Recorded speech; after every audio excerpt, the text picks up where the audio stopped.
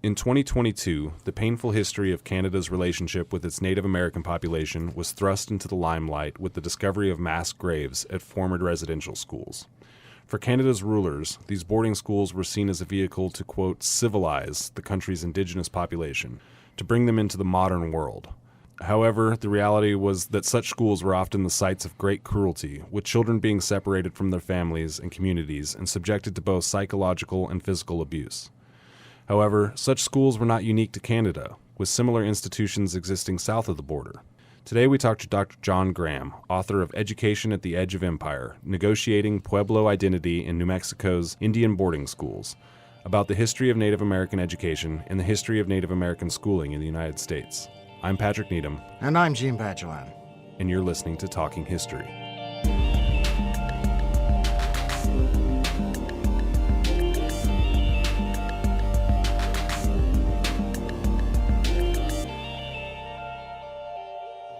Dr. Graham, welcome to Talking History. Thanks so much for having me here. Well, I'd like to begin by asking you about the origins of Native American schooling in the United States. Your research focuses specifically on the Southwest United States, the Pueblo Indian population, but the United States has a long history of interaction with indigenous peoples in North America, not just the Pueblos, but many different peoples which have had many different ways of life, many different types of relationship with the United States government. So to kind of put this in context, what are the origins of Native American schooling, and, what were the motivations behind the establishment of institutions specifically designed to, quote unquote, serve the Native American population? Absolutely. So what the United States is doing, actually even before there is a United States, colonial powers are trying to use education as a means of assimilating Native Americans into European and then later United States society. This was a means of carrying out what scholars sometimes call settler colonialism, which is the idea that an outside group, in this case European settlers and their descendants, come in and actually replace the indigenous population in an area, claiming that as their new homeland. To do that, you have to kind of do two things. One, you have to eliminate a distinct indigenous population. Doesn't mean you have to kill them off, but they can't exist as something separate from your society. You also, at the same time, have to eliminate any claims they can make to the land, because you are now claiming that land for your homeland. And so education is a really easy way to do both of these things, because now you are taking individuals who are indigenous, who are part of separate societies that make separate claims to land you want, and you're incorporating them as de-indigenized individuals into your society. And so this begins taking place, again, before there even is a United States. And very early in its national history, the United States commits to continuing this process through something called the Civilization Fund. That name, I think, tells the whole story. But this is money that the United States would give to religious organizations to go and open up schools among different tribal nations in an attempt, again, to assimilate them and make them useful to American society. Where my book picks up, and where the chapter where the Canadian schools that we talked about at the beginning pick up, is much later in that story. It's near sort of the end of the 19th century. By the end of the 19th century, in the United States at least, the government is kind of tired of funding religious schools. There's a lot of negatives to trying to work with these different bickering religious groups to accomplish the task. And so increasingly, the federal government begins to take on that task themselves. This really begins with the work of a man named Richard Henry Pratt, who's an Army officer who is put in charge of several prisoners of war. These are adult prisoners of war from the Southern Plains. And he, in his mind at least, is able to soothe them or educate them or assimilate them by schooling. And so he has this grand vision now that maybe the solution to the quote, Indian problem, maybe the solution to the Indian Wars, is simply to take a generation of Indian children and to assimilate them through separation and isolation in boarding schools from their home communities, completely Americanizing them in the process. And so that's really the goal. There is this sense of education as a good that Native American children ought to have access to, but it's not simply a benevolent or even primarily a benevolent institution. These are schools designed to destroy Indianness. In the words of Richard Henry Pratt, he actually says that the goal of these boarding schools is to kill the Indian, save the man. So just to follow up on that, we have several stages in the evolution of education of Native Americans. You have this first stage where the federal government is basically funding private religious institutions to provide that education. And then in the late 19th century, the federal government takes a more direct hand in doing that. And that's very much, I think, parallel to the Canadian experience, where you have in 1876 the Indian Act, and then in the 1890s they established the kind of residential school system as a Canadian a federal institution. And you have a similar process in the United States, a move away from kind of farming this mission out to missionaries and taking it in-house for the American state. Would that be a fair assessment? I think there's a lot of similarities. I would say that on the Canadian side of things, religious organizations stay directly involved really through the end of the process, where in the United States, the federal government tries, not wholly successfully, to kind of shove religious organizations out of the way and take care of themselves. So could you speak a bit about what life was like in these schools for young Indigenous children, and were there major differences between schools, or did they by and large have similar stories? One thing we've learned from researching these schools in the United States is that these are intensely local stories. So we know there are attempts at national curriculum, there's attempts at national standards, attempts at national training and recruitment of personnel. But at the end of the day, it's really local forces that shape these schools. Those can be geographic, they can be rival religious organizations like the Catholic Church also trying to get students to their schools.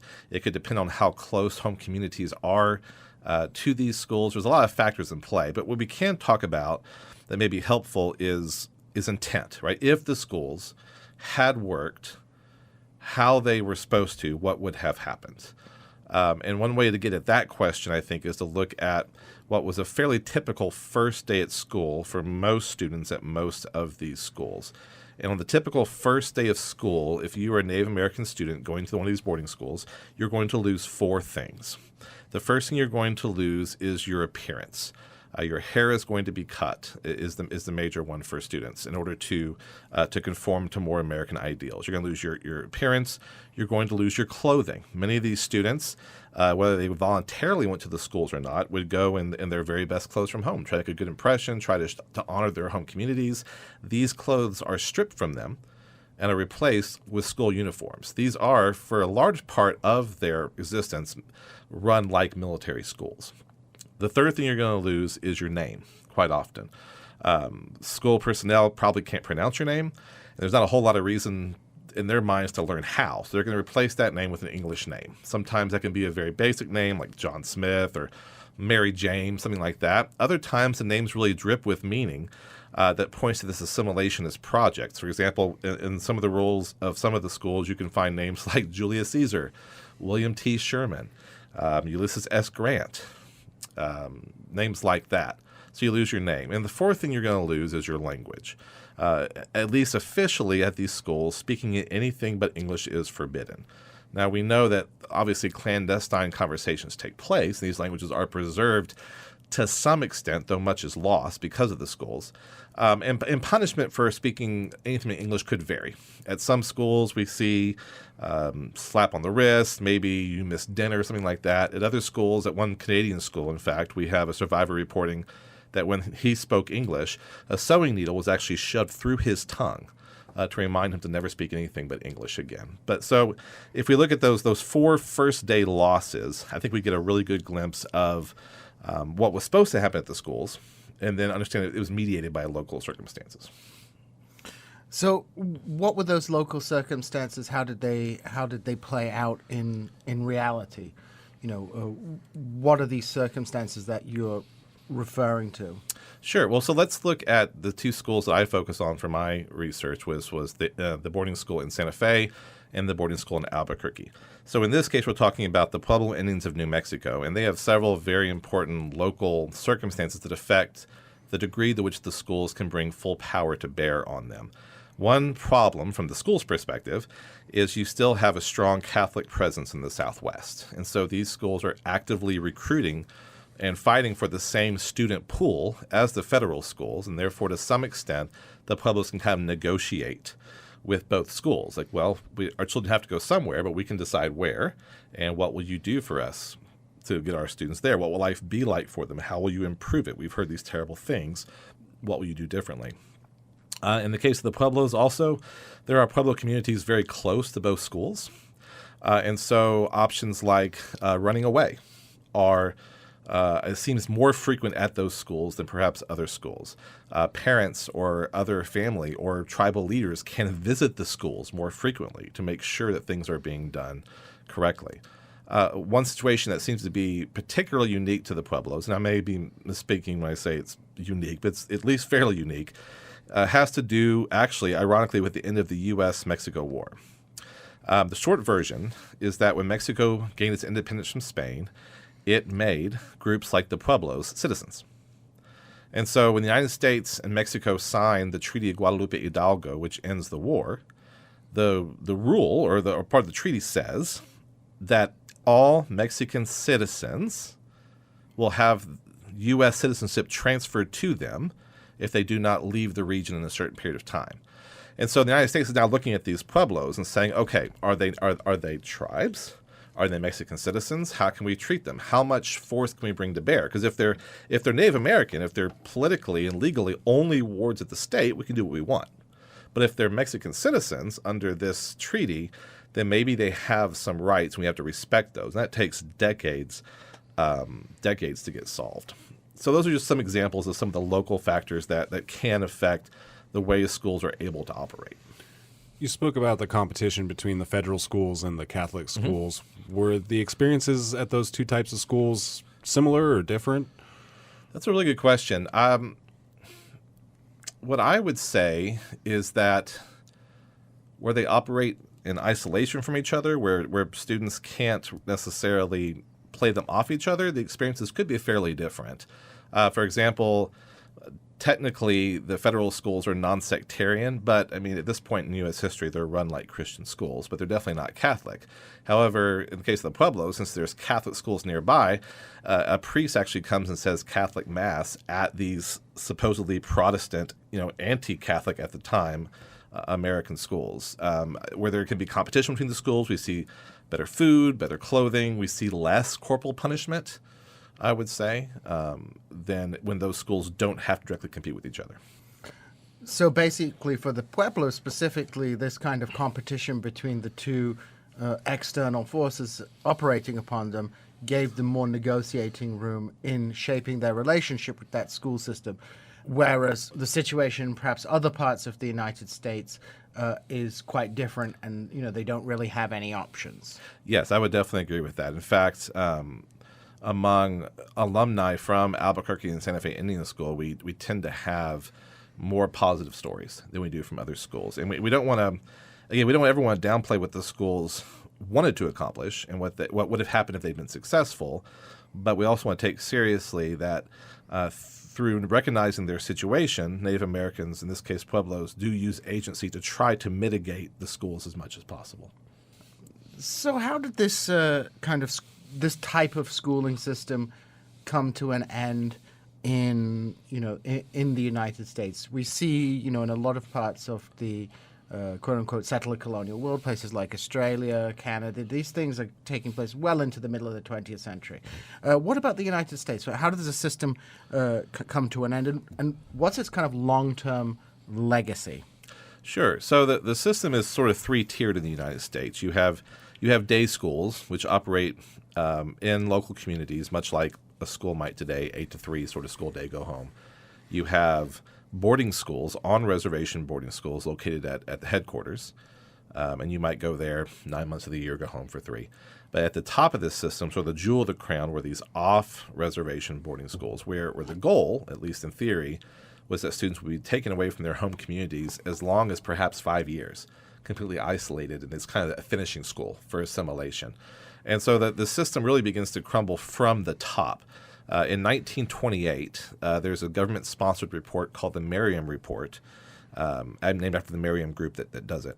And the Merriam Report is basically this holistic examination of all U.S. Indian policy and law across the nation. And it's a pretty scathing report, and it's especially scathing for these off-reservation boarding schools, these schools at the top. They are seen as expensive, as money dumps, and completely and utterly unsuccessful. So you have the Merriam Report saying the old system isn't working. At the same time that, at least in the United States, you begin to have, as part of this sort of progressive rejection of modernity, a fascination with Native American tribal nations and Native American past. And so it's a very much mixed bag, sort of white savior complex, Avatar movie feeling, if you will. But you do have these East Coast progressives coming to the Southwest and holding up Native American tribes not as a culture to be destroyed, but to be learned from, as the United States is sort of on the tail end of the second industrial revolution, facing its own crisis of modernity. So the system's not working, and there are increasingly loud voices saying we shouldn't even be trying it, so that by the Depression, by the end of the Depression, most of those off-reservation schools are closed. The day schools and the reservation schools survive longer, but even then what's being done in those schools is starting, again, to still be very ethnocentric, still be somewhat assimilative, but is starting to recognize, to some extent, some value in preserving Native American children as Native Americans. And so what's really interesting is that the end of the story for a lot of these off-reservation boarding schools, the ones that don't close, actually in time end up being taken over by tribal nations. So, for example, both Albuquerque Indian School and Santa Fe Indian School get taken over by the Pueblos themselves for Pueblo education. Another really important one, Haskell, is now a multi-tribal university, right? And so I think that's sort of the hope of this story, which can be a very, very dark story, is that the resilience of Native American people and the creativity and the agency that allows them to survive so many waves of European colonization helps them to survive this American wave as well. So how has Native American education changed over the last 100 years or so? Sure. So I would say we can really draw an important distinction in probably the 60s and the 70s when there's a real shift, because in the 60s and 70s we start to see a push among Native American educators and leaders to create an education system that prepares their students to, yes, exist in the larger United States, but to exist as Native Americans. So it's in the 60s and 70s we start seeing things called survival schools popping up. We start seeing elementary and secondary schools being opened on reservations and run by reservations. We start seeing tribal colleges popping up along the map. So the Bureau of Indian Affairs, which is the part of the government that deals with Native Americans, it still exists. It still runs some schools. It still helps some communities by running those schools. But increasingly, we're seeing not only indigenous-led schools, but indigenous-created curriculum being used even in the schools where the BIA is technically still in charge. And, along with that, has the staffing of the federal institutions that deal with indigenous education and, of course, the indigenous population more generally changed over the years? Is it now that these institutions are increasingly staffed up by indigenous people? And when did that process happen, if it indeed did happen? Sure. So the irony is that these schools from the beginning actually relied on indigenous personnel because they cannot recruit enough people to come out and run these schools. So from the very beginning, in the records I'm looking at for Santa Fe Indian School, literally their first hire is a night watchman, and he's Pueblo.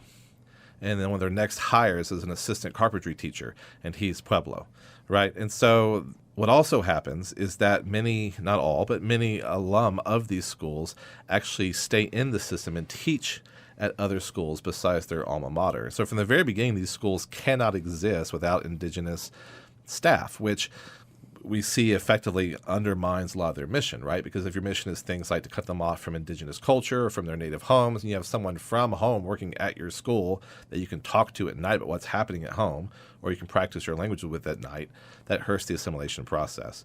As far as the percentage of Native American personnel in the schools now, I'd have to look that up. I'm honestly not sure, but I know it's still a significant amount.